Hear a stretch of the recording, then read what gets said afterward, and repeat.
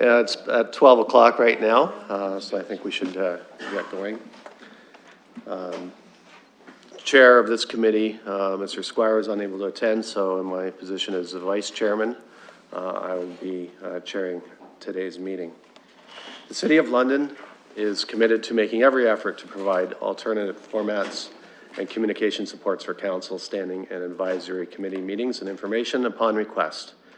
To make a request for any city service, please contact accessibility@london.ca or 519-661-2489, extension 2425. I see here the committee will recess at approximately 6:30 p.m. for dinner. As this is my first meeting, let's hope that we are not having dinner tonight. I will ask for any disclosures of pecuniary interest. Seeing none, we will move on. I see we have a few extra councillors at our meeting today. Welcome, Councillor Hillier, Deputy Mayor Jesse Helmer, and Councillor Van Meerbergen. As one of the councillors, it's his ward that pertains to our in-camera item 6.1. It has been requested that we move that item to the front of the agenda. So I want to see if committee members would have any trouble with that. Okay, seeing none, can we have a motion to move in camera? Councillor Pelosa, seconded by Councillor Lewis.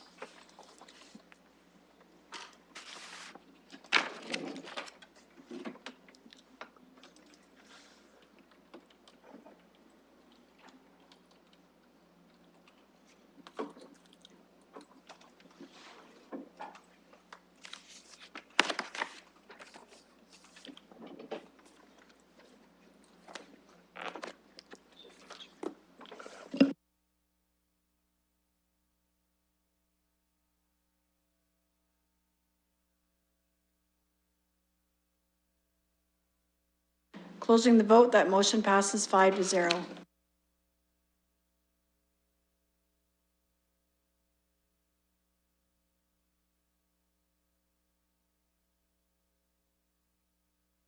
Okay, the reasons for going in closed session is a matter pertaining to advice that is subject to solicitor-client privilege, including communications necessary for that purpose, as it relates to the appropriate ownership of the Pine Valley condominium sewer.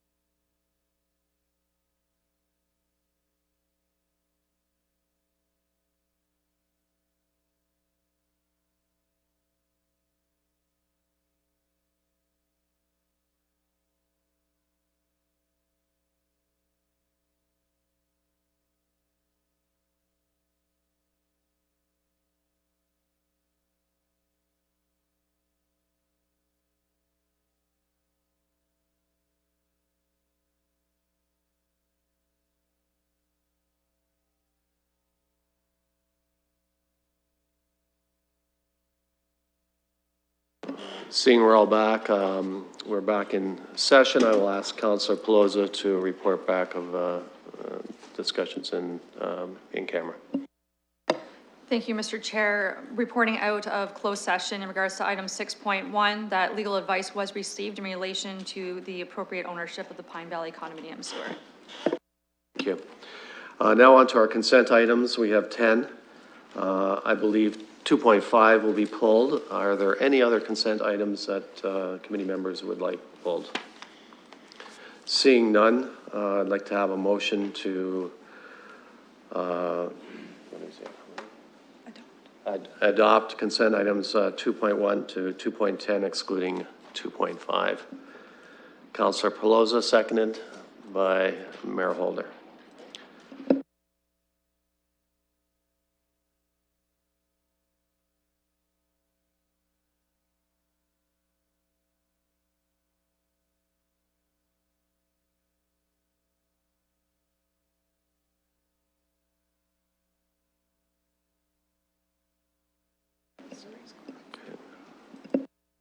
I believe the motion is now up on the screen.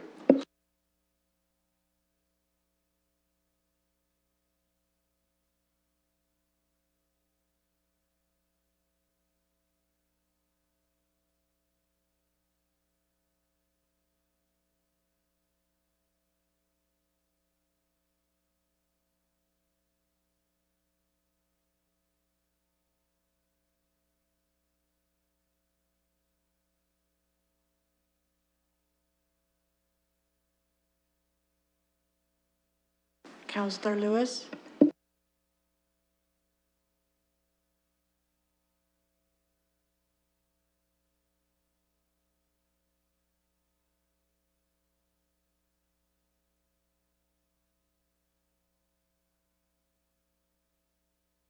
Closing the motion, that motion passes 5-0. Thank you. Now on to consent item 2.5, bike share system for London. To get this started, I'd like staff to kind of bring us up to date, because I believe this was in the works before this council. Just kind of a brief summary, and I'd also like you to, there's 3 systems, a dock-based system, fully dockless, and hybrid system. If you could kind of describe those 3 systems briefly, the differences between them, and then we will move on to questions and comments. Thank you for this opportunity. So I think many people are familiar with a bike share system. It is not a bike rental system. It is a bike share model. And essentially people at a minimal cost join either a bike share program or on a one-time basis are able to sign out a bicycle and follow the rules. The notion of a bike share system has actually been in London probably for at least 5 to 7 years. It's been discussed by a number of local entrepreneurs. And in fact, during some of that dialogue, it's been discussed in the community and actually entered a number of our strategic plans and programs. And some of those basically being our Smart Moves program, dealing with the Transportation Master Plan, right through the 2016 Cycling Master Plan. It's referred to in the downtown parking strategy, and as well, it's part of the London plan too. So the basis of pursuing something has been here in the city for a couple of years now. But we're definitely in good company. There's probably 20 programs operating right now in Canada, another about 80 in the United States, and then across the world, about 2,000 programs. The 3 types of bike share programs were just referred to. What we mean by a dock-based system, they were sort of the first type of system that was out the gate and made very popular in Canada in places like Montreal and Toronto. And a dock-based system relies on having a very large docking station where you've got all your technology. And those things are very visible in downtown Toronto, for example, places like Ottawa, Montreal. And essentially it would be a hub. You bring your bikes back to that location, they're docked in there, and the information then is transferred from the dock into the whole network. And it is through that where you sign out your bikes, you can pay for a one-day rental. Over a period of a couple of years, they began to actually move more technology into the bike itself. And the notion of having a dockless system became popular. And essentially, it didn't require the expense of a docking station. And so that technology became referred to as dockless. And then what happened is some communities started to experiment with developers on a hybrid type system, where the docking system was used where appropriate, but you moved most of the technology into the bicycle. So you kind of had the best of both worlds. And that is why there's kind of sort of three system models that our report talks about. Now, as we prepared that work, we had the benefit of actually working with two consulting firms, IBI from Hamilton, who have actually been very involved in implementing bike share programs, as well as a company coming out of Boston, Philadelphia area, who have designed and implemented a number of programs in the States. So fortunately, we had a number of good firms working with us as we came forward with our preliminary ideas that are before you today. We went as far as saying, if there was going to be a program in London, what might it look like? And we did some market research to get a better sense of where bikes could be located in London. And it really comes without a surprise that it is in the high concentration areas of residents, high concentration areas of where people work, and of course, if there's going to be some very large potential users such as universities, hospitals. So in our report, we talk about a primary service area to get started with. And that is an area that is about 5 kilometers across, centered on downtown for the most part, and then includes an area that is about another kilometer on the boundaries of that. So a fairly large area. But within that area, we're targeting about 40,000 residents, about 35,000 employees. Western University is within that area, Fanshawe College, the downtown campus is in that area, and a couple hospitals, and of course visitors. Typically during the summer season, when London sees a lot of visitors coming in, we've heard over the years people who are interested in hopping on a bike for part of their leisure while they're here in London. Within that market area, we ran some numbers on what might an appropriate ridership be, and our report covers that. And we talk about, you need in the order of about 125,000 annual rides. And that is kind of comprised of a mixture of people who have an annual membership, and we had an estimate of about 1,150 annual members. And then there's typically those that will ride once or twice a week, perhaps maybe once or twice a month. So we ran some numbers based on that, and that is what our report has. But as we started doing that, we really said to ourselves, one of the best things we could do is take the information that we have, package it up in a report, come to Civic Works and ultimately Council and say, we're ready to go to the marketplace, because we know that there's these different type of systems that are out there. And if we put together a request for proposals and indicate here are some of the fundamental parameters we want to see for a program here in London, as we're suggesting in our report, that we will get some good information back from those system developers on what a system would be that would meet our initial needs, but also allow room for them to come forward with ideas on how they've implemented in other cities, and basically not try to predetermine the outcome with all the parameters selected. Leave some latitude for the private vendors to come forward with their type of system that might work here in London. That type of information under request for proposal would just be brought forward to Council for a final decision. So we laid out in our report a bit of a time frame, subject to final direction, going out for request for proposal, finalizing comments with a number of our key stakeholders, being the university, the downtown campus of Fanshawe, the hospitals, to find out what their role might be in a program like this, and then to bring all that information back to Council or Committee and Council early in 2020. Mr. Chair, that is a brief overview. Thank you. I'll now open the floor to questions and comments. Councillor Van Holst.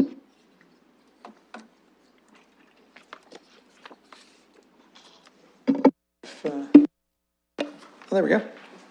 Thank you, Mr. Chair, and through you to our staff. In terms of our transportation plan, is the bike sharing system, is this a must-have, a should-have, or a nice-to-have?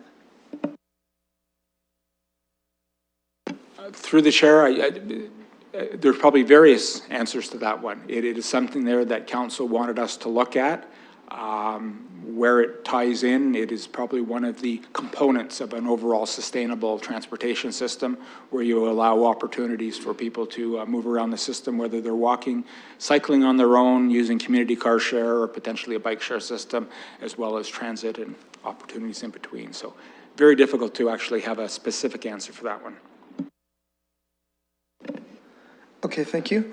The use of the bike share, I mean, I can see two reasons someone might want to acquire a bike in London to move from place to place within the downtown, or to take advantage of the Thames Valley Parkway.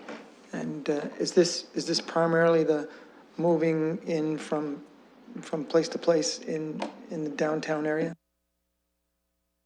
Through the chair, that's what we would see for many of the users, not visitors, but many of the users.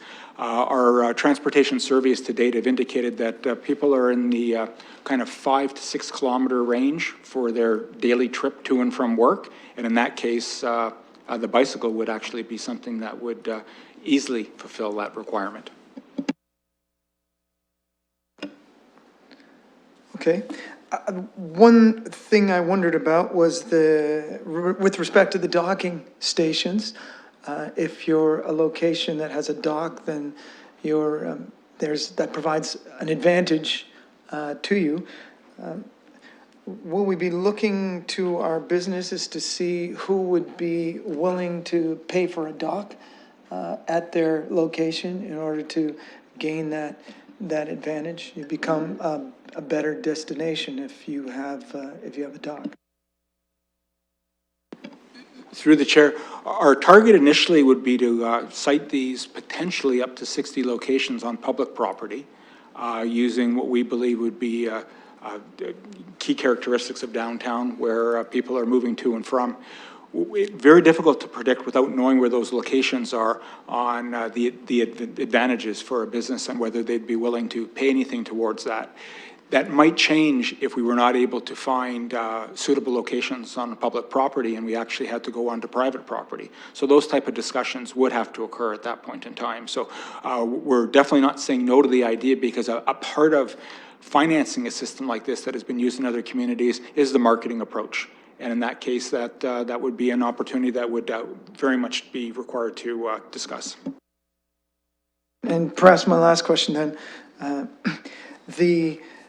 the people who are in support of this one, is it because are they in support because they want to ride a bike, or they're looking for a micro mobility option? Because I know that there's some new technologies that come up that could also move people more quickly from place to place.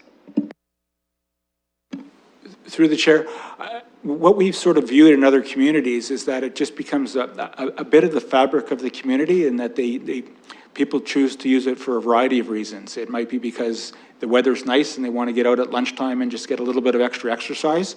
There are some that build it into their daily routine.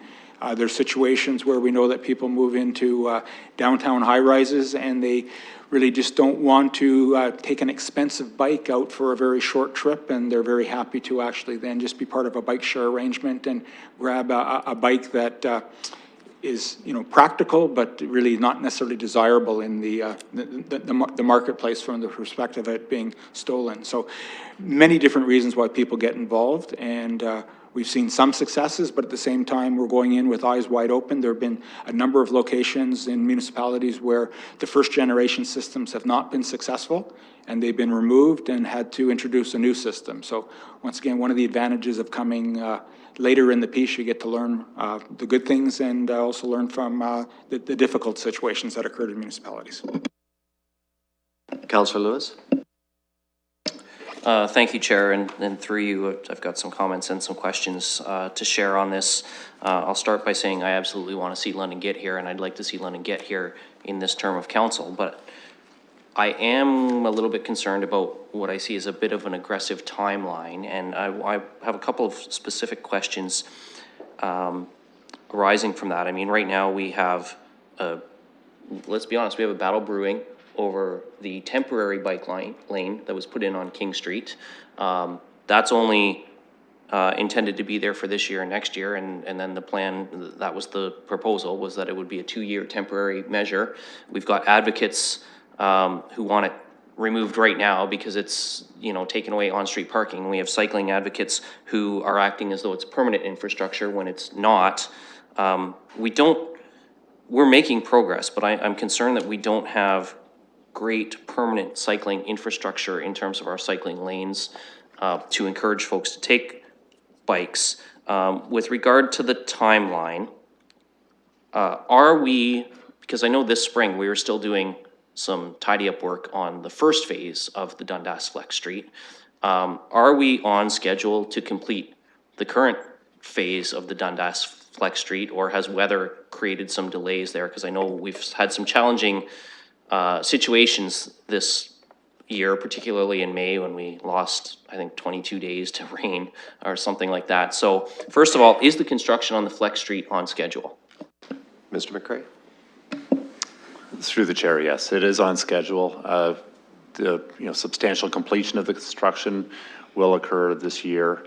There are always carryover items on civil construction projects that require some touch-up in the following year, and that no doubt will occur on the second phase, that there will be some minor works in 2020, but for the most part that the project will be complete this fall. So a follow-up to that, if Dundas is going to be, functionally reopened next year, and we'll just have some touch-ups to do, with the removal of the King Street bike lane to happen at the end of, I'm guessing, next summer probably, or next fall, where's the plan to route the cycling in the downtown core? Because if we have a bike share but no safe places for people to ride, I am concerned that they won't ride. Mr. McCray? Yeah, the cycling master plan lays out a big network of infrastructure that we're working away on. It's complemented by the East-West Bikeway study that this council recently approved. So Dundas Place will fall into place as a good route, and we also have an aggressive timeline for completion of the rest of the East-West Bikeway. So that'll provide an East-West connection between the Thames Valley Parkway and downtown over to the East-West, the Old East Village. And then in the north-south direction, we have the Colburn Street cycle track that will get extended north and south. So just a couple more quick questions, and the first is, I think, probably a relatively straightforward one. The report says the numbers that are laid out for us are based on an initial inventory of 300 bikes. What resulted in us reaching the number 300? What informed that particular number? Through the chair, our own local research, as well as looking at how other communities got started, and based on the size, it was felt that was an appropriate number. 300 bikes, 60 stations would be a good launch for a phase one. So final question, and then I'll yield the floor to colleagues with others, but I had quite a few coming out of this because, as I said, I want to see this go forward, but I'm concerned about some of the details here. And that the last question is to do with the area of implementation. Once again, we see something that's really focused on the downtown that excludes the suburban neighborhoods, and in particular leaves out the Thames Valley Parkway, like the ends of it, and leaves out opportunities at places like Fanshawe Conservation Area and out in the East End, and I'm sure that there are locations in the West End too, where people would like to be able to pick up a bike and go for a ride. So I understand that this is an initial phase, but is there a reason that we are not suggesting connectivity at some of the destination locations in other parts of the city? Through the chair, it was really one of where or should we begin to draw a boundary. If you're working with some of the types of technologies, you definitely have to have a boundary. They can't leave an area. What we're seeing with more of the dockless areas is that because it's driven through technology and GPS, bikes can leave certain areas and move into more of a linear type pattern. So this is something that we definitely can explore. Our own information is really, indicated a couple nodes, such as one location out in Byron serving storybook gardens type thing. We see the same on the east side of London as well as moving into the north. So we haven't ruled that out.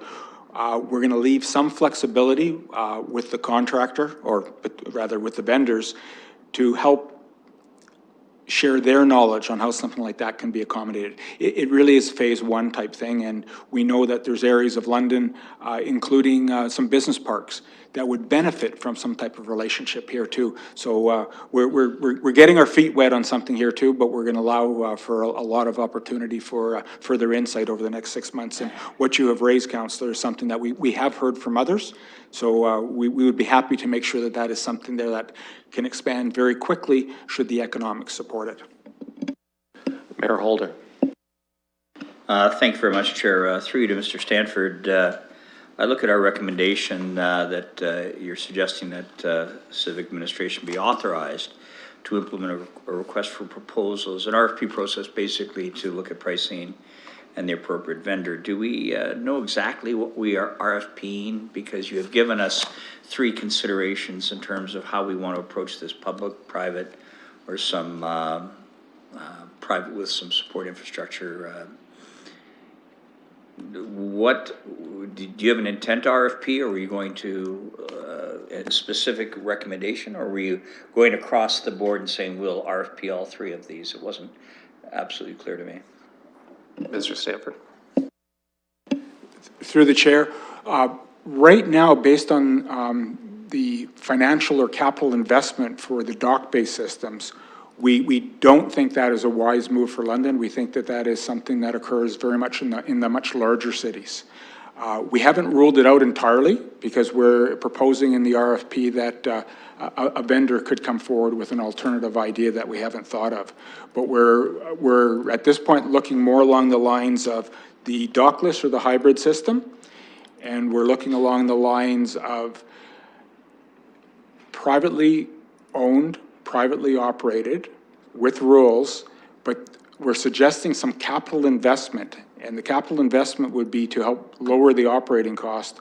In that case, where we would put in the high-tech bike stations, where we're actually going to be able to bring in, with the vendor of choice, help to pay some of those down, but they would not be just tied to the Bikeshare program. These would be basically bike lock-up areas where the regular cyclists can bring their bike, as well as the Bikeshare person.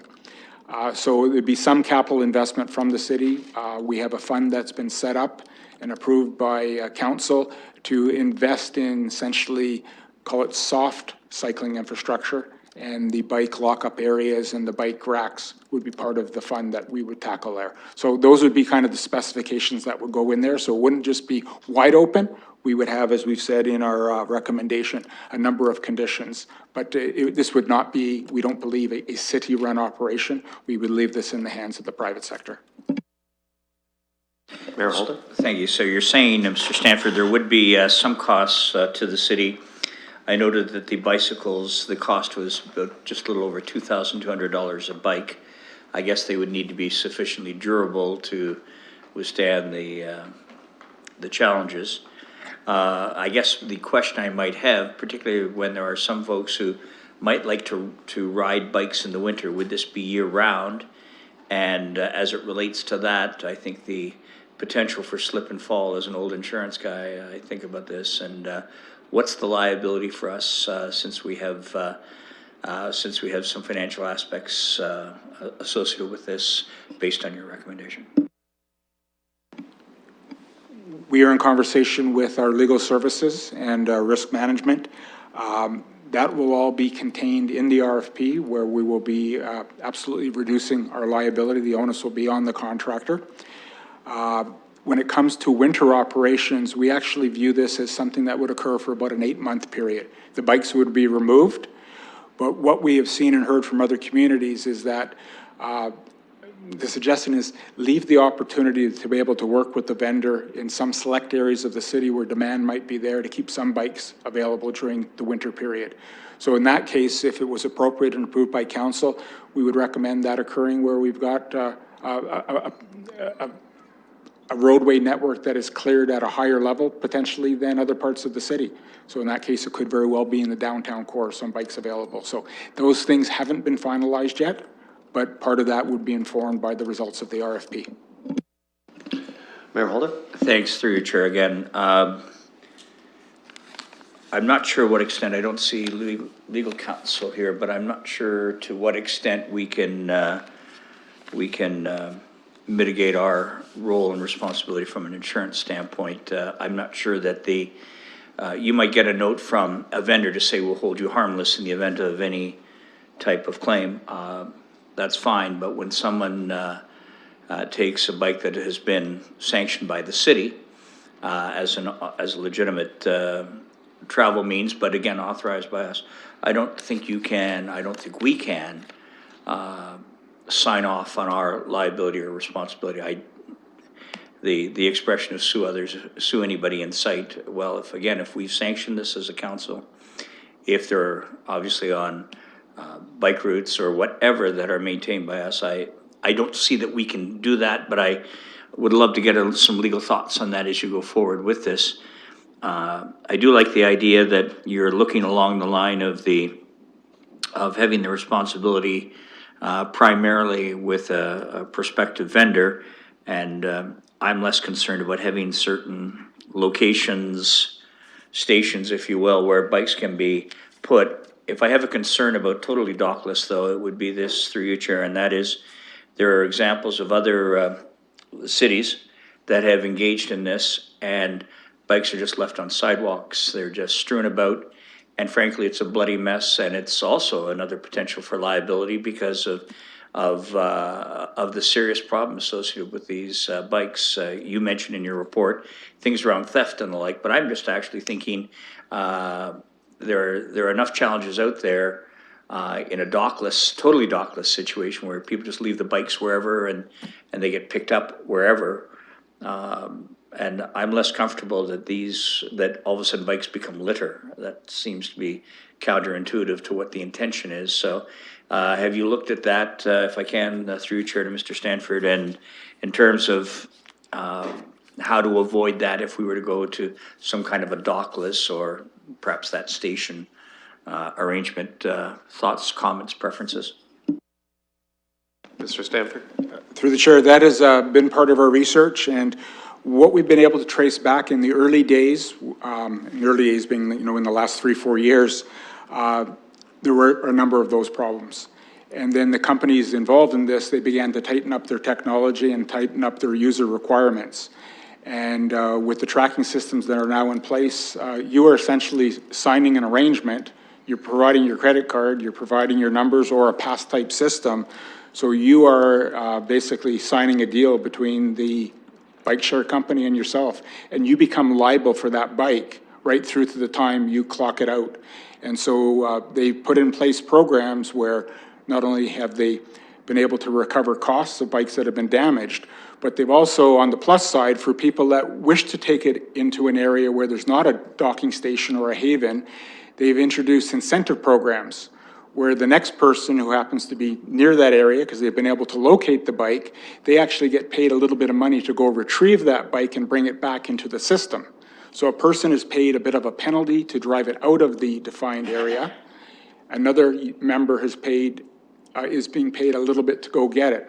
So as a result of all this, they found a way to begin to sort of rebalance the system by using the customers as part of the network. So these are the sort of the evolution pieces that come with the more and more experience. And they all start by the things we see online and in social media where a bike is thrown into a river, a bike is left in as a trip hazard. And so there's been responses because there have been lawsuits. And so these are things that are being addressed. And Mr. Mayor, with the fact that there's 20 programs operating in Canada, we will be able to get good information on how they have been able to mitigate and make sure that their councils have been comfortable. Councillor Plaza. Thank you, your chair, and thank you, Mr. Stanford, for that last comment of the bike retrieval and benefit program aspect of it. If we could only get some of the shopping carts in town too, that would be perfect. I'm pleased to see this report come before us today. We've declared a climate emergency, and certainly active transportation and the things we can do with that are very important. I'm Ward 12, so I'm glad it's starting downtown, and I like seeing the potential that it's not just downtown of people having lunch out with friends. You can drive to work, leave the car parked, help ease congestion, then enjoy a wider area of shopping and lunch opportunities during their breaks during the day. Also seeing an opportunity for this to tie into other transit projects we've identified in town. When Wellington Road goes forward, it will certainly have bike infrastructure that will help get residents from downtown to the south end and back and forth. We have the South London Fanshawe College campus opening this fall, so opportunities to reach more students there as well.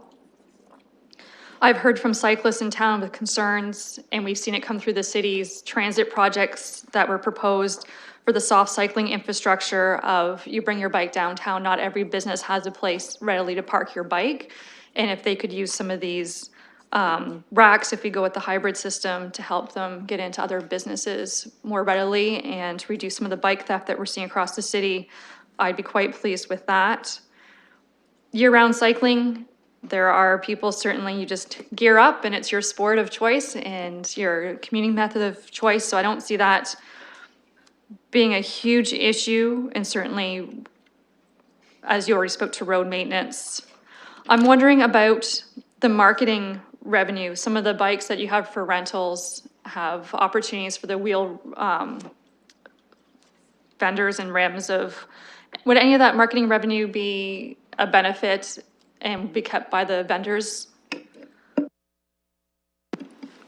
Through the chair, what we've seen in other cities is that that becomes a very important financial element to the whole picture, but there's very limited information that is ever shared on that because of the confidential nature.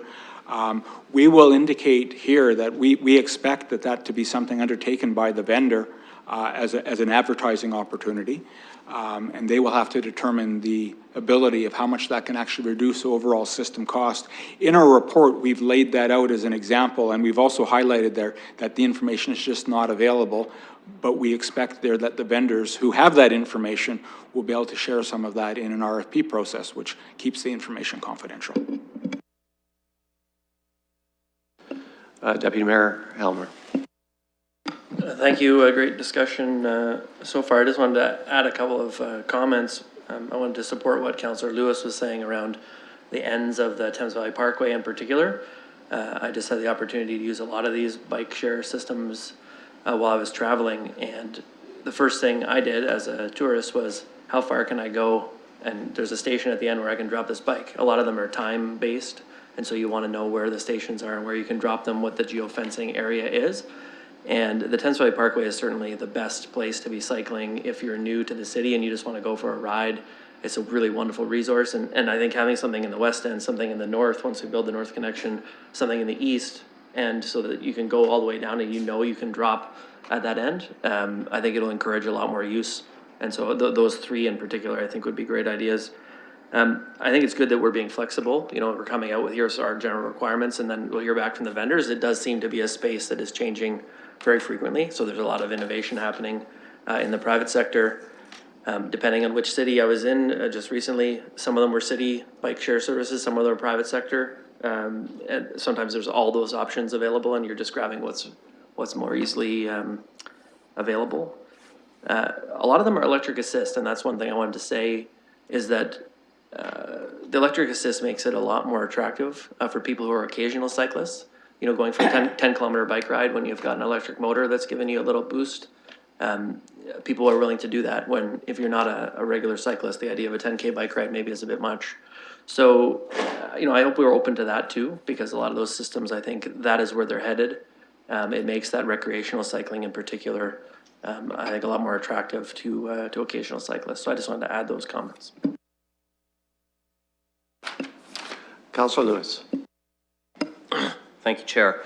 And I appreciate what Deputy Mayor Helmer was just saying there. I think that for casual users, the electric assist certainly makes it a more attractive option. I want to come back though to the issue of the locations, and I'd like to put a motion on the floor just to make an amendment to the, what we've got in clause B4, to read to operate in service areas delineated by the City of London, as well as a minimum of one service location to be identified for the east, west, north, and south locations outside the delineated area through the licensing agreement and a process to expand into other areas of London. I think it's important right from the beginning that we're connecting the neighborhoods of London and that we're doing that in a way, frankly, that provides an opportunity to connect to the Thames Valley Parkway, because I, as someone who uses the Thames Valley Parkway occasionally for recreational purposes, if I've got a visitor to the city, that's where I would want to take them. But I don't have a second bike to lend them. If there was a bike share there, that possibility exists. But I think if we leave those out at the beginning, we're setting ourselves up for limited success. So I'd like to see those included at the beginning.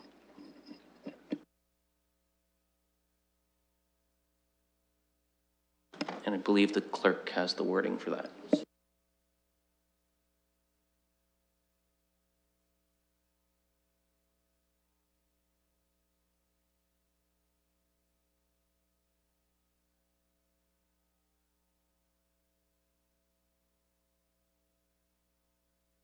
May I have a seconder to that motion?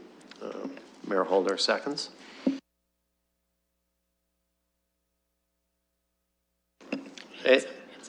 It is, that amendment is up on the screen. Councillor Van Holst. Thank you very much. Well, council has invested a lot of money in cycling infrastructure, so I think it's great if we're providing more opportunities for people to use it. I haven't had a chance to see the amendment yet. So my question to staff is if we make this too restrictive, are we going to reduce the likelihood of getting offers? In this case, if it's we're expanding the scope too much for this business case. Although I think it's great, and I see where we might want to have these in various places in this around the city. I don't know that we need to start out with a full-blown plan. Mr. Stanford. Through the chair, considering that we had identified about 60 locations where we would have to, and we haven't found these locations yet, adding 4 more, I would not find that that is too much of an increase in scope. I think that is realistic. There will be a wide gap in between. The beauty of sort of these dockless and hybrid systems is there is a fair bit of flexibility. We would make sure that whatever we put in place, if it had to be relocated, and that is actually quite common as you learn where your best locations are for stations, that you introduce some stations on the understanding that, you know what, after a year you might be relocating that, so you build them wisely. So the 4 that are being suggested here, the areas of the city, staff would fully support adding that. Anything further, Councillor? Okay, Mayor Holder. Any other comments or questions? I have a couple of comments and questions. When I first read this, I too was concerned about vandalism and theft and, you know, the grocery cart syndrome. We have invested a lot of money and will continue in connecting our bike paths across London. And we're under severe budgetary constraints. So timing is an issue. Does it fall under a need to have or a want? I'll reserve comment on that right now, but I just wanted to, I think the questions regarding theft and was answered. What about vandalism? Talk to me about concerns about vandalism of these are very expensive bikes. They're out across the city. Mr. Chair, from what we've heard from the vendors, there'll always be some vandalism, as there are with just about any program, but it is not rampant by any means. Even with the technology that it's in the bicycle, these are not desirable bicycles because they're so easy to spot that it's almost the opposite. People will actually sometimes rent these so they do not have to use their expensive bicycle in a system. So I think for the minor situations that could occur where someone does damage a bike, the vendors have solutions to deal with that with the user. In those cases, and we'll have to work very closely on the liability. That is not really a city responsibility. It is between the user and the vendors will have experienced this in all their programs, so they'll have a good understanding of how basically everyone contributes to that through the fee. And that is all about your fee structure and how you pay for the 1 or 2% of bicycles that are damaged each year. Plus, there's the regular wear and tear, and some people ride bicycles more softly and others actually run them into the ground. I think that's all part of it, and all the more reason why vendors with experience have a really good understanding of that cycle. Will the RFP include different options regarding who pays for the capital costs up front and then for replacement costs and upkeep on a regular basis? To the chair, yes, it'll have a good appreciation that if this could be done at no cost to the city, what would have to occur. And as I've indicated, there has been money that has been set aside should council wish to act on that, and the sum is about $750,000, and that would help reduce potentially system costs, so that would be part of the option. But our goal is not to limit what the vendors might come forward to. We've heard of some very good deals that have been offered to other communities. Sometimes we're a little leery about what those deals are, but that will be all part of due diligence on our part and a well-structured contract should council wish to proceed with the bike share. Being students of Fanshawe and Western will be, I assume, big beneficiaries of this. Have Western and Fanshawe been approached to partner with us in this? They have. In fact, with Western, it's interesting because that's essentially not city-owned land. So we are not proposing to put stations on their property. They will have to come to that determination. So we're in discussion with all the major stakeholders right now, a couple of hospitals, both Fanshawe and Western, to see how they'll be part of that. Some of that will be included in the RFP. Some of that could very well be part of the phase-in of the program. So we're allowing that type of flexibility. Yeah, that's my concern is obviously timing, as I stated. I'll be curious. I think it's a great idea at the right time, so I'll be very curious to see what it will cost the City of London to go ahead with this. Councillor Lewis. Thank you, Chair. And I just want to follow up on the cost piece. I really like the fact that we want to put out a broad RFP to see what options come back to us.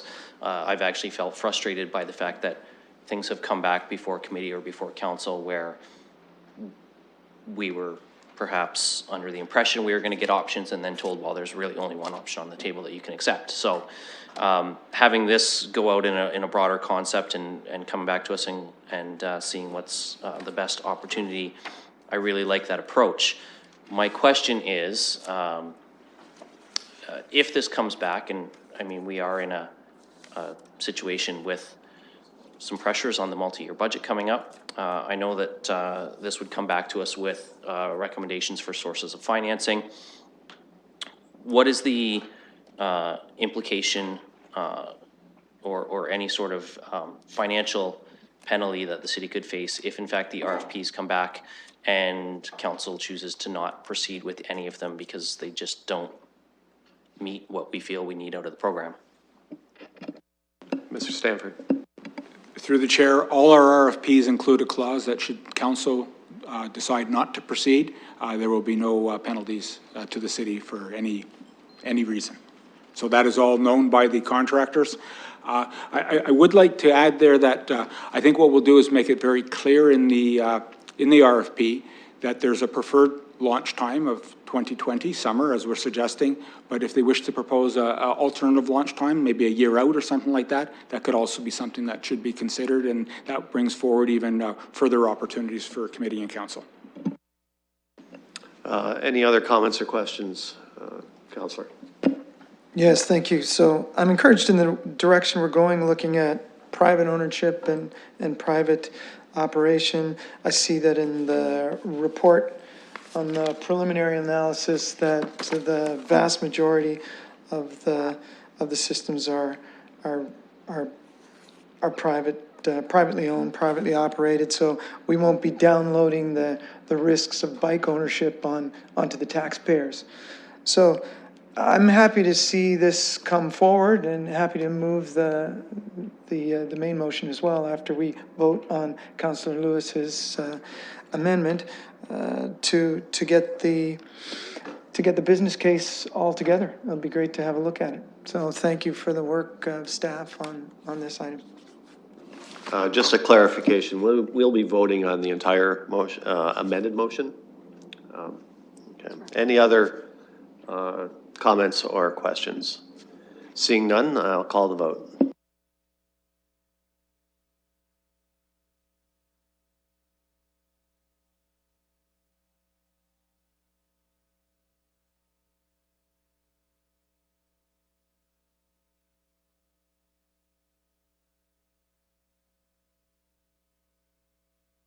Closing the vote, that motion passes 5-0. Okay, that takes care of the consent items. We move on to scheduled items.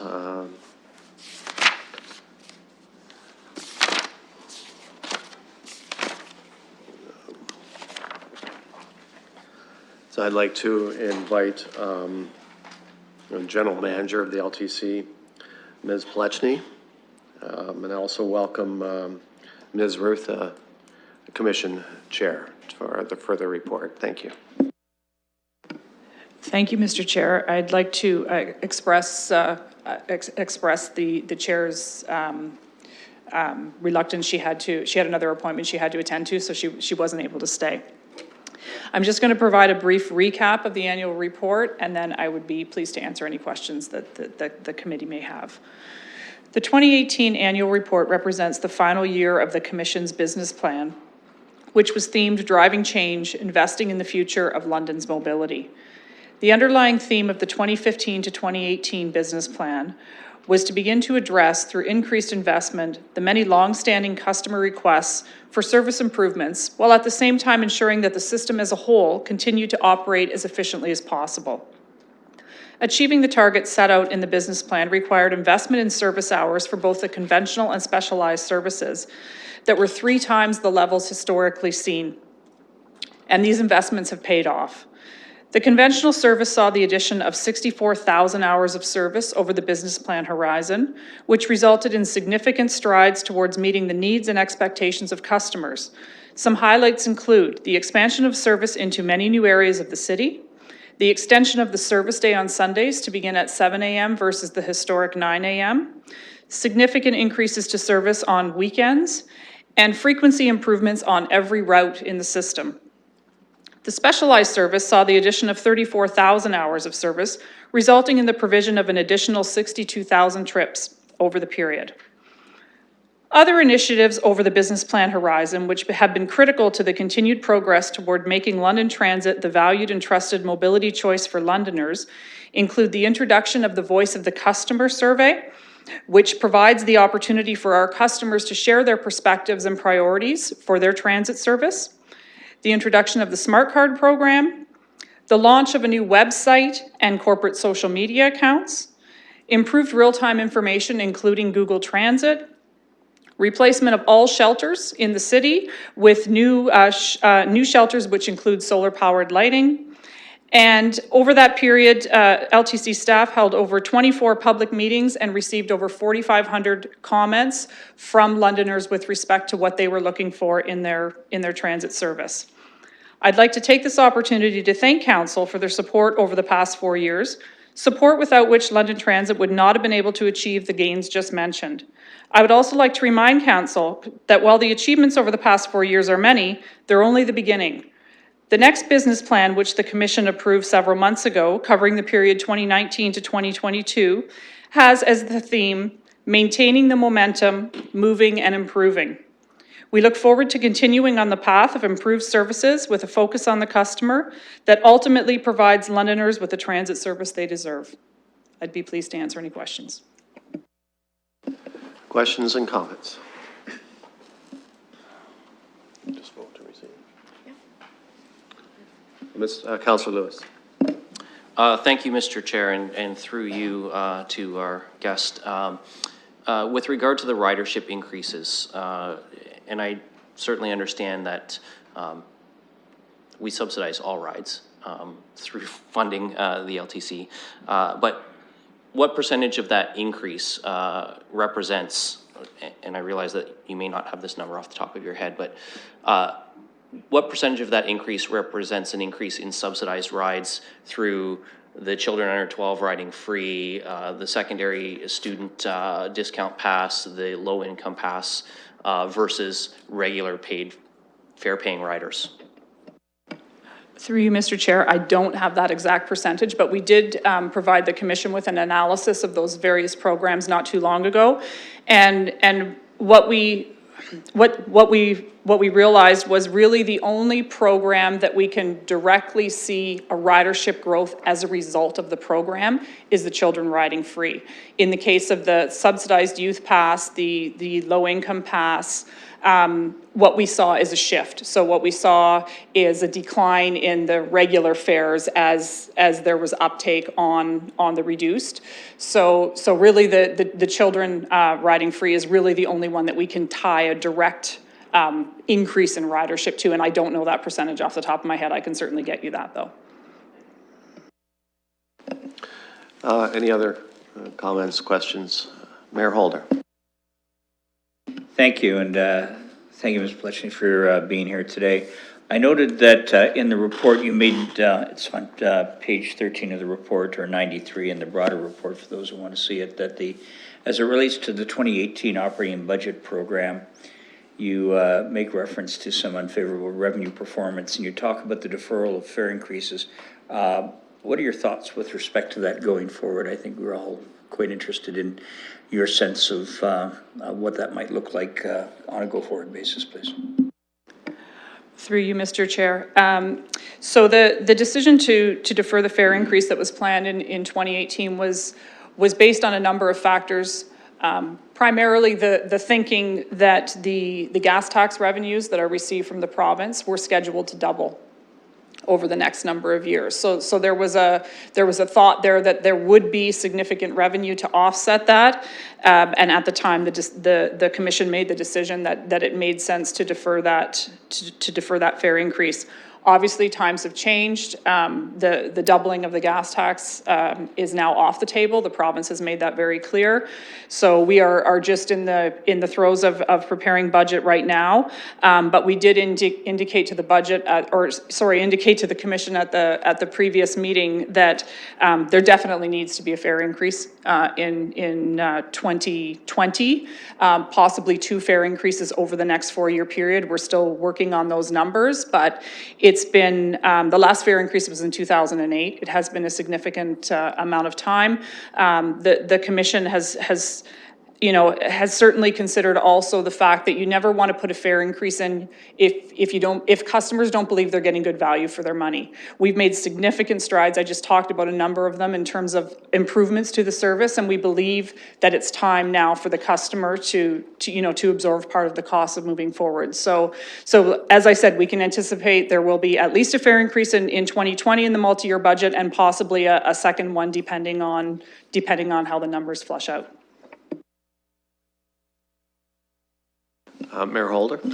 Since I have the advantage and we have the pleasure of having you here today, obviously one of the areas that we have discussed at some length has to do with getting individuals, workers to their jobs on time and back home again, and that certainly has been a driving issue with me. And one of the things I know that in the past has been talked about is this last mile, basically how we get people from what might currently be the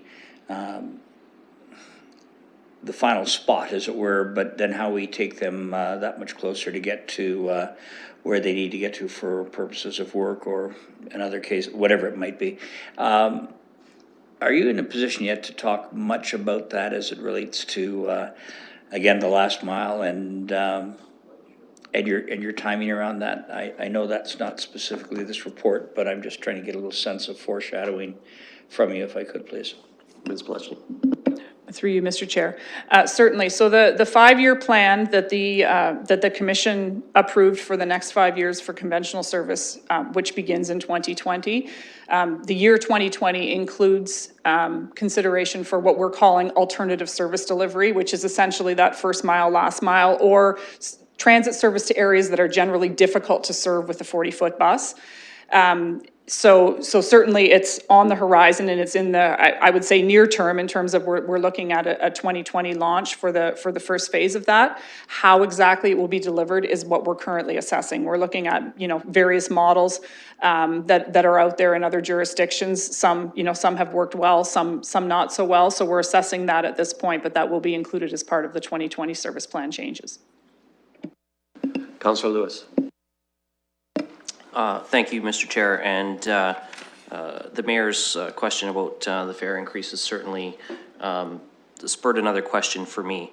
And I apologize if it was in the report and I missed it, but when does our we hear a lot about how critical it is that we provide good service to Western and Fanshawe students, but they're running on an extremely subsidized annual pass. When does the current agreement with them come up for renewal, and is there consideration by the commission to look at an increase in the cost of the students to cover the demands that they're putting on the system? Ms. Plesny. Sure, through you, Mr. Chair. So when I said there hasn't been a fare increase since 2008, that was to the general ridership. Tuition passes have experienced an increase every year since their inception. So built into those contracts is an annual increase in cost for those tuition passes. So we just actually renewed last year for 4 years. We renewed contracts with each of the institutions. So we're just starting out the next 4-year renewal. But again, those contracts do include annual increases that take into account both the fact that we're improving services as well as inflationary impacts. Any other questions or comments? Councillor Van Holst. Thank you. Looking at the specialized transit service, I see that there's quite an increase in the number of registrants for that. And although we've got an increase in service hours, which is great, it shows that there's less, I should say, fewer trips per registrant. So people have less of an opportunity to use it because of the demand. Is that correct? Through you, Mr. Chair. Yes, essentially what's happening is the growth in registrants is outpacing the growth in the service hours that we've been providing. Certainly, we strive to try and keep that balance. I think everybody in the room understands the cost differential between providing a specialized trip and a conventional trip. It's significant. I think the average cost for a conventional trip is about $1.30, and I think specialized is around $35. So obviously, huge differential when we talk about expanding those services and providing additional trips, but that is something that we continue to strive to do in order to offset some of those pressures. Certainly, we've made our entire conventional fleet fully accessible. All of our stops, all of our routes are deemed fully accessible. That's in effort to encourage registrants of the specialized that in some cases may be able to use conventional for some of their trips to take that opportunity versus relying solely on specialized. We also have a off-peak pass program, which provides the ability for anyone who's a registrant of our specialized to ride conventional for free during off-peak hours. So again, that's done in effort to encourage people where they're able to make use of those conventional services that are out there operating anyways versus relying on specialized. That's something that we'll continue to do. And the next business plan, we're taking that one step further, and we're looking at actually integrating the two services and perhaps utilizing specialized, much like the first mile, last mile discussion that we had. In some cases, if someone requires specialized because of where they live and the fact that there's not a conventional route that services that area, what we may look at doing is providing a specialized vehicle that would take them from that origin to a transit terminal and let them complete their trip on accessible conventional. So again, looking to take some of the pressure off of specialized. So all of those things are planned in the future. A follow-up, Councillor Van Holst. Yes, thank you very much. I think that's a tremendous strategy by providing the off-peak times free for those users. And I'll say, when I took a part in the Day in a Wheelchair program that happened last year, I made use of the regular transit, and they did a wonderful job. So I think that's great. They're very helpful. I'm looking at the customer contacts and operator performance. I see that you get 0.4 compliments per 1,000 rides. And I just want you to know, I think I can speak on behalf of all city council, that we can relate to that. Councillor Lewis. Thank you, Mr. Chair, and I'm taking advantage of the fact that we have a cordial chair substituting in today, entertaining multiple questions from committee members. But as we're talking about ridership growth and fares and everything, one other, and it triggered my Tourism London hat. I know that when we have conventions come to town, for example, that transit's often provided, or transit tickets or passes are provided to convention attendees to encourage them to use our public transit. Is the commission working to take that the next step, so that when we have an event like the Junos, or, you know, like the World Figure Skating Championships, or the Briar, or hopefully at some point, you know, a World Junior Hockey Championship, are we looking at offering, you know, week-long tourist passes that the general public, people visiting from outside the city can purchase for their use for transit to get around the city for that week or that weekend of a big special event? You know, is that discussion happening with Tourism London, and particularly with our hoteliers, so that these might be available at front desks, so that when visitors arrive, not necessarily, you know, the road crews for the musicians or the organizers of the convention, but the general members of the public can access those opportunities as well? Ms. Pleshny. Through you, Mr. Chair. Yes, that is one of the things that's included in the Commission's ridership growth strategy. One of the benefits of moving to the smart card system is that it provides us a lot more flexibility with respect to those types of programs. We're looking at, you know, week-long, we're looking at event pass type things for weekend festivals, that type of thing. We're looking at possible park and ride arrangements when there's, you know, when there are events that it's maybe difficult if, you know, if the core is shut down because of events, difficult to find parking, but if there's parking lots that are available, looking at those type of things. So that is all on the horizon for the next 4-year business plan, yes. Councillor Pelosi. Thank you, Mr. Chair. Timely follow-up to Councillor Lewis's question through you to staff. Also being aware of the conference attendees, that we offer a pass for the attendee, and I've had some people say, like, what about the families? Ideally, we'd find a way to engage the families when they were here, to put them on our transit system and get them out shopping and engaged in our community. So I assume a pass, because we already have the program in place for the attendee, if there's a way to easily implement it, that they can sign up of, like, yes, my partner's coming and we'd love to spend money and tour the city.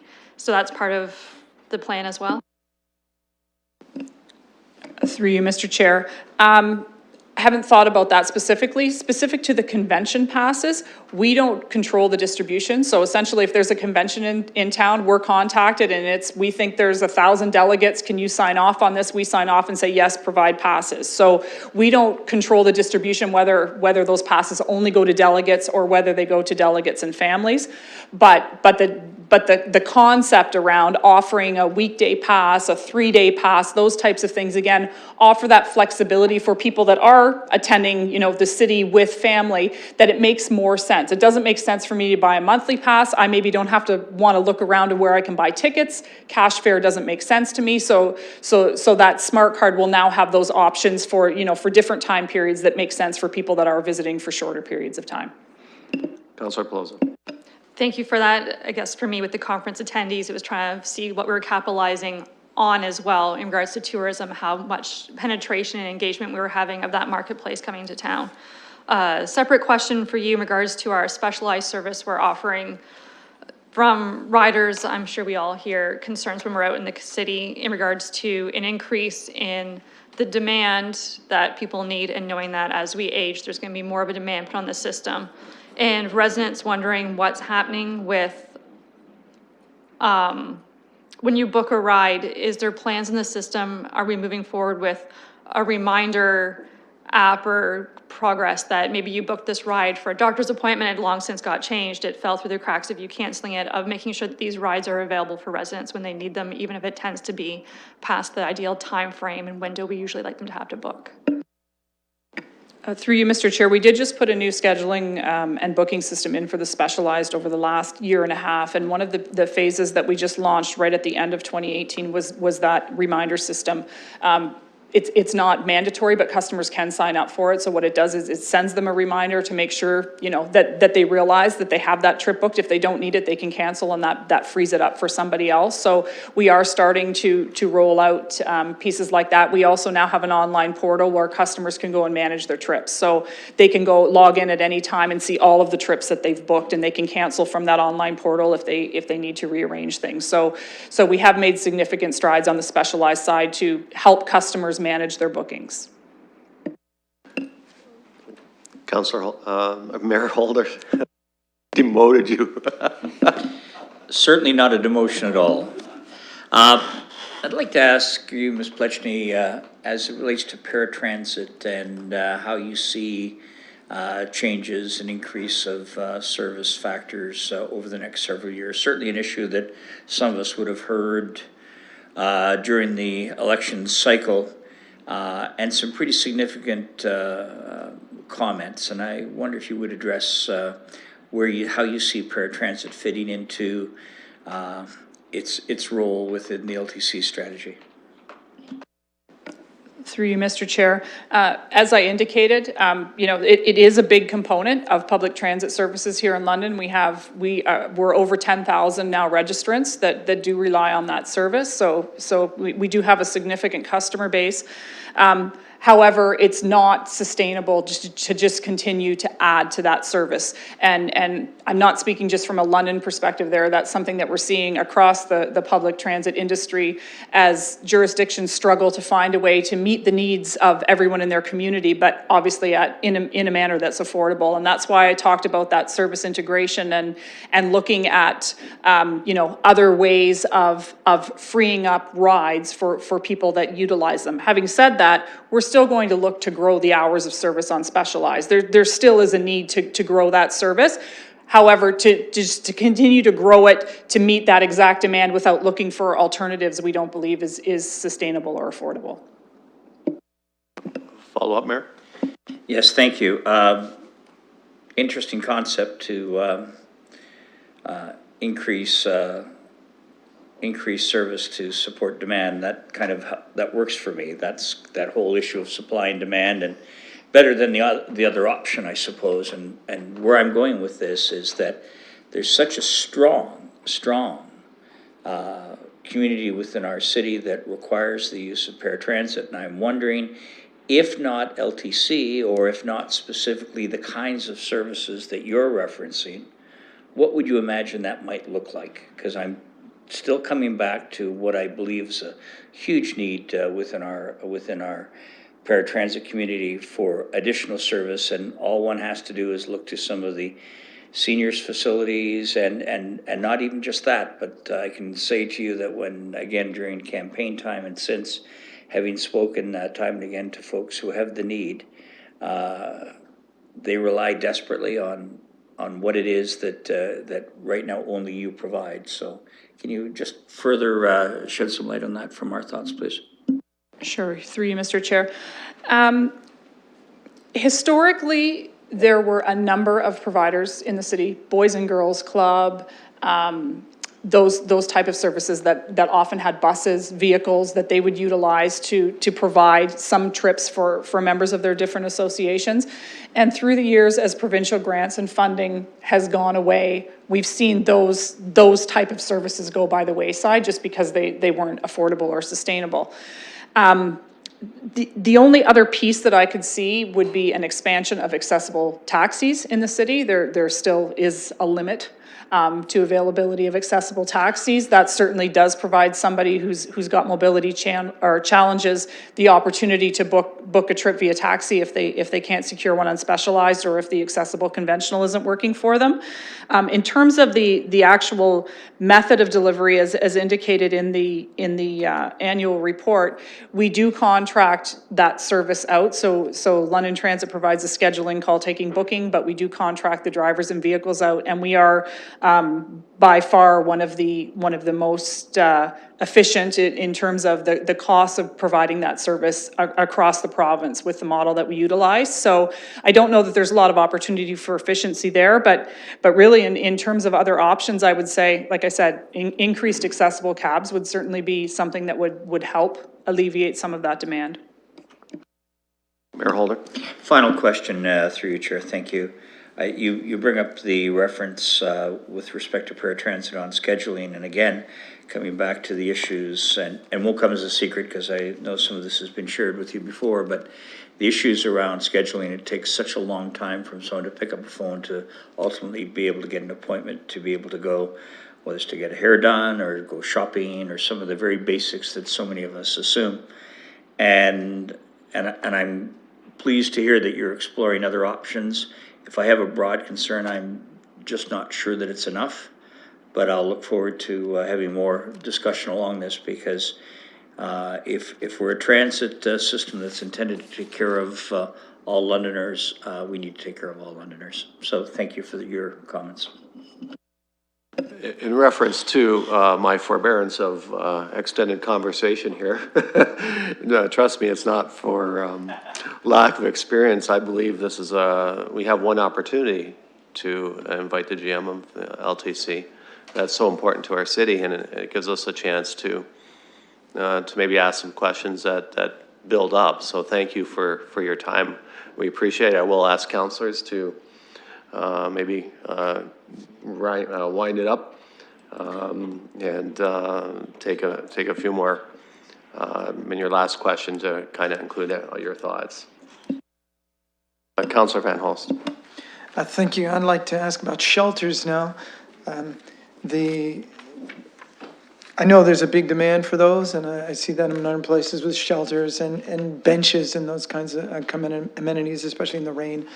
So wanted to ask about how those will be rolled out. And as well, perhaps you could comment on repairing a shelter. I know people will write me and say the shelter's been damaged. When will that be repaired? So I'll start with shelters. The commission right now has a contract with a shelter provider that essentially the contractor provides the shelters, including the maintenance repair of the shelters, and in return, they're allowed to place advertising in the shelters. The commission also receives revenue from that advertising. Included in that contract is the provision for us to add 3 new shelter locations per year within the contract. So it's fairly limited, and as you indicated, there is a demand for more shelters. The good news is one of the programs that council approved as part of the ISIP funding was an increase to bus stop amenities, which includes the addition of 60 shelters and 150 locations with solar lighting at bus stops. So pending approval of that, we'll see an additional 60 shelters go in on top of that 3 per year that would be outside of that contract. So that will alleviate much of the demand. I think I covered, did I cover everything? Yes, you did, and maybe a follow-up. So we're adding another 60 shelters. How many more shelters could we be adding? What's the demand? I see places where there's a pad for a shelter and wonder when will a shelter go there? How many of those have we? Through you, Mr. Chair, I don't know off the top of my head what our list of shelter requests are. I would say, obviously, there are people that think there should be a shelter at every stop, and it's not feasible. It's not practicable. There's a lot of bus stops where there just isn't the space to put a shelter.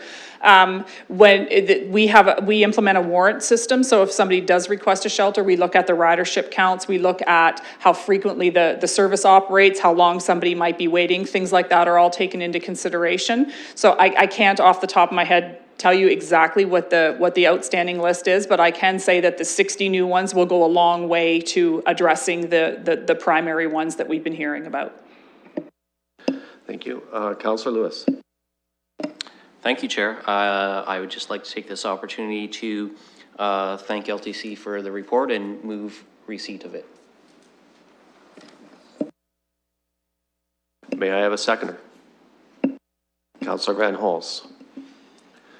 Any further comments or questions? I've got a few. I won't take too long.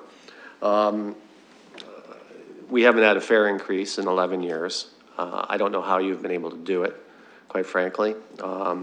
Without that, I'm glad you brought forward increased value, which would, other than just increase costs, but increase value that people would be willing to pay for their transit experience. And speaking to that value proposition, technology, not internal technology, but technology as it affects the end user, specifically websites and PDAs or cell phones. Can you speak, I know for example, City Hall, we're looking at redoing our website, and I believe what we've seen with our website, it has become a terrific tool for the citizens of London to process their requests and get information quickly. Can you let me know where you're at on your website and plans for the future, but also on technology driven down to the end user through their cell phones?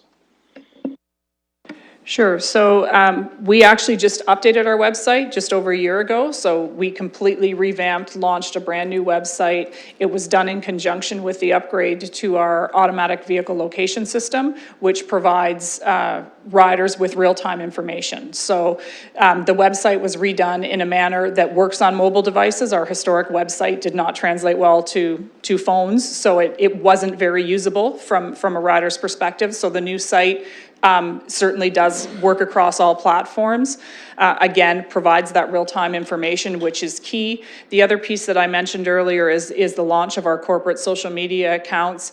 And we're utilizing Twitter primarily to send out regular real-time updates. We've got time-stamped updates that go out 3 times in the morning, 3 times kind of afternoon peak, just advising riders if there's any known issues that we've got on specific routes, just to give them a heads up to make sure they check the real time before they head out, that kind of thing. So we've certainly turned up the level of engagement that we've got with customers and the utilization of technology over the last year or two. Thank you. Any other questions or comments? Seeing none, I'll call the vote.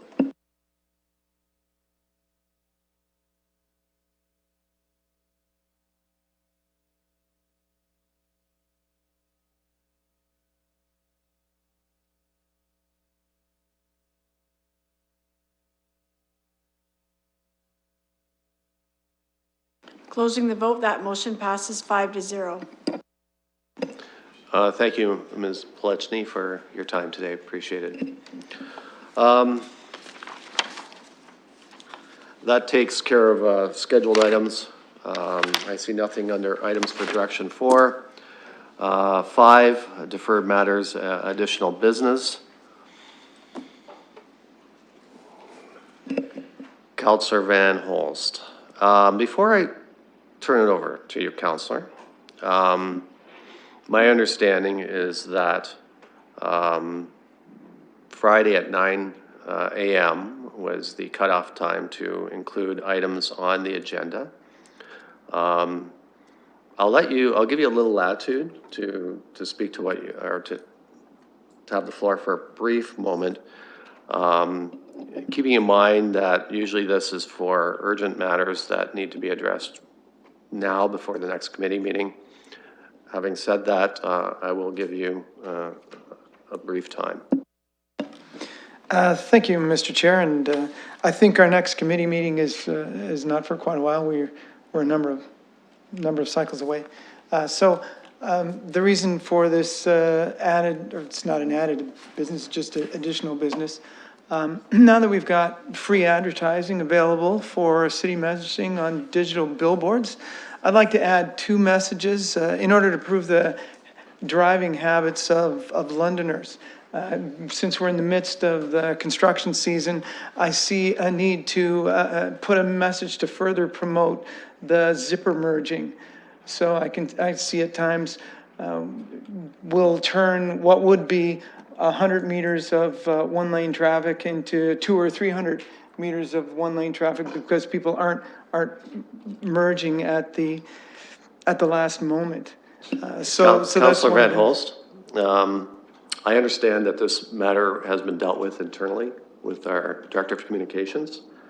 And I think it's appropriate that that goes through that channel and not to the committee. Okay, well, that's fantastic. So I would bring this forward and say, here's the things that I wanted to do. I know that that had taken place, and if we don't need a direction and this request is going to go through as it is, I'm thrilled. Thank you. Baptism by fire, thank you. On to deferred matters list. Any items? Sorry. Oh, there, okay. Yep.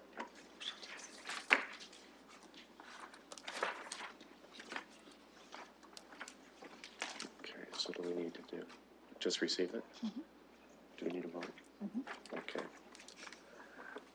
We need a vote to receive the item on 5.1. Do I have a person to make that motion? Councillor Van Holst, seconder. Councillor Lewis, and open the floor to questions or comments. Councillor Lewis. Thank you, Mr. Chair. And just a quick question through you to our city engineer. Item 2 on the deferred matters list was indicating a report back in the second quarter on the rapid transit corridor traffic flow. I'm just wondering, I don't expect to have it today, of course, but I'm just wondering when we might see that come forward, given the I don't know if it's even necessary until we hear from the federal government, since we're still waiting, but if we could just have a sense of that. Thank you, Mr. Chair. As noted by Councillor Lewis, we obviously are waiting for some details from the federal government at this point. We would intend to bring something late this year, early next year. There are some pieces we are advancing, however, related to cross-street parking, particularly in the core, that we intend to have a bit earlier in the fall, and we'll share with committee at that time. Is that okay, Councillor Lewis? Okay. Any other questions, comments? Then I will put to the vote.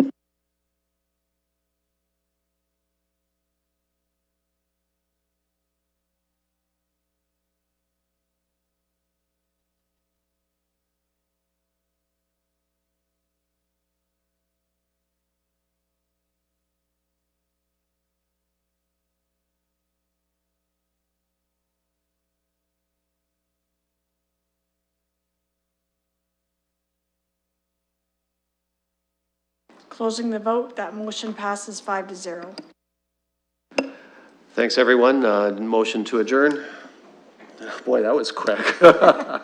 Councillor Van Holst, seconded by Councillor Lewis. All those in favor? Hand vote. It's just by hand. Yep. Thank you, folks.